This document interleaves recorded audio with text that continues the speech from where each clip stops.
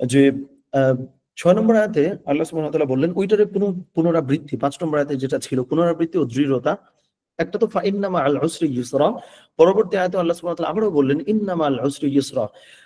এই ব্যাপারটা আল্লাহ ২ বার কেন বলছেন দেখেন, এখানে আপনার হয়তো মনে হইতে পারে বা মনে হয় না, এটা তো মুমিন হিসেবে বা যেকোনো মানুষের মধ্যে এই দুর্বলতাটা খুব থাকে যে আমার সাথে কেন এটা হয়, মানে আমরা খুব দ্রুত ভেঙে যাই। ধরেন একটা মোটিভেশন পাইছি, আমরা আবার সকালবেলা আউলায় যাচ্ছি, সকালবেলা মোটিভেশন পাইছি, আমরা বিকেল বেলা নষ্ট হয়ে যাইতেছি।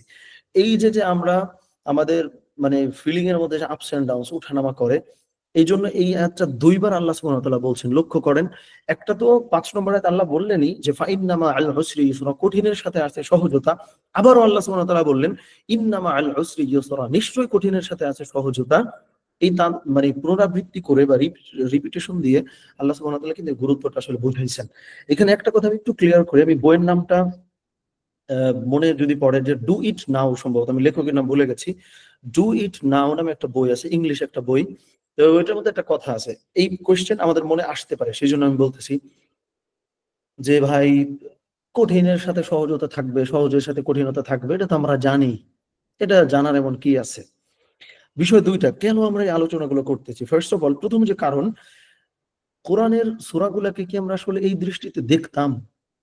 সম্ভবত না। কেউ যদি দেখে থাকে আলহামদুলিল্লাহ, খুবই ভালো। কিন্তু আমি আসলে আমার যে অভিজ্ঞতায় দেখেছি, মেক্সিমামই আমরা আসলে কোরআনটাকে এইভাবে দেখিই না। কোরআনটাকে মনে করি পড়লে সওয়াব হবে, পড়ে নামাজ থেকে বের হয়ে আসছি।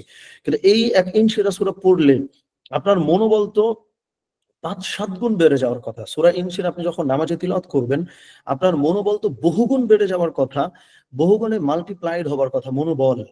কিন্তু এটা কি আপনার হইতেছে? কেন হইতেছে না? কারণ আপনি তো এই মর্মার্থটা ধরছেন না। আপনি তো কোরআনটাকে এইভাবে রিসিভ করতে শিখছেন না। সো এইটা একটা বড় কারণ, এইজন্য আমরা বলি। এবং আরেকটা যেটা আমি যেই বইটার নাম বললাম, ডু ইট নাও, ওই বইটা দেখো একটা খুব সুন্দর কথা আছে যে আমরা ভালো কথা যখন শুনি, আমরা অনেকে কিন্তু আর্গুমেন্ট দেই বা বিতর্কে যাই যে এত শুই না ভাই কি হবে যদি নাই করি। দেখেন আপনি গোসল করেন। এখন গোসল তো আপনি সপ্তাহে ১ দিন করেন না, তাই না? ধরেন আমাদের শরীরে ময়লা আবর্জনা লাগে, আমরা গোসল করি। এখন কেউ যদি বলে গোসল করে লাভ কি? কালকে তো আবার গোসল করা লাগবে। এই ব্যাপারটা যেমন খুবই বোকা বিতর্ক, তেমনি ভাবে ধরেন একটা কোরআন চর্চা বা একটা ভালো কথা আমরা শুনবো, শুনে লাভ কি যদি না মানি? এই বিতর্ক সেইম বিতর্ক। কারণ হচ্ছে যে গোসল যেমন প্রতিদিন করলে পরিষ্কার পরিচ্ছন্ন হই, কোরআন তো ভাই আপনার ডেইলি লাইফের একটা জিনিস। কোরআন তো একটা রিমাইন্ডার যে প্রতিনিয়ত আপনাকে দিবে। সো এইটা কিন্তু গোসলের মতন। আপনি কোরআন পড়বেন, রিফ্রেশড হবেন। আবার ১-২ দিন পর ভুলে যাবেন। আবার কোরআন পড়বেন, আবার রিফ্রেশড হবেন। এই যে গোসল করার মতন করতে রেগুলারলি কোরআন আপনাকে ওয়াশ করতেছে। সেটা আপনার মনকেও ধুয়ে ফেলছে, আপনার বডিকেও ধুয়ে ফেলতেছে। এই ব্যাপারটা কিন্তু আছে। সো এইজন্য দেখেন আল্লাহ সুবহানাহু ওয়া তাআলা কিন্তু সূরা ইনশিরার মধ্যেও এক ধরনের রিপিটেশন কিন্তু আছে যে ৫ নম্বর আয়াতেও বললেন যে কঠিনের সাথে সহজতা, ৬ নম্বর আয়াতেও কঠিনের সাথে সহজতা।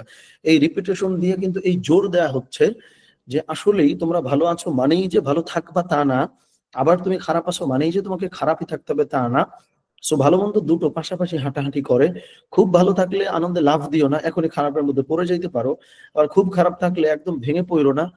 ১ মিনিট পরেই তোমার ভালো টাইমটা শুরু হইতে পারে। কারণ হচ্ছে যে ভোর হওয়ার আগ পর্যন্তই তো আসলে রাত। সেটা যত গভীর হোক না কেন। এই ব্যাপারগুলা তো ভাই আল কোরআনের মধ্যে আছে। আপনি আল কোরআন থেকে না নিয়া আমরা যাইতেছি ধরেন ডেল কার্নেগির কাছে, আমরা যাইতেছি ধরেন মানে ওয়েস্টার্ন যারা ধরেন এগুলা নিয়ে কাজ করছে ওদের কাছে। ওদের কাছে যাওয়াটা কিন্তু আমি অন্যায় অপরাধ বলতেছি না। কিন্তু আমার কথা হলো আল্লাহ আমারে যে কোরআনটা দিলেন, এই কোরআন থেকে আমি এগুলো কেন গ্রহণ করব না? এটা তো ভুল। কোরআন থেকে তো আমাকে গ্রহণ করতে হবে। এই জায়গাটাতে আমি কেন গাফিলতি করব?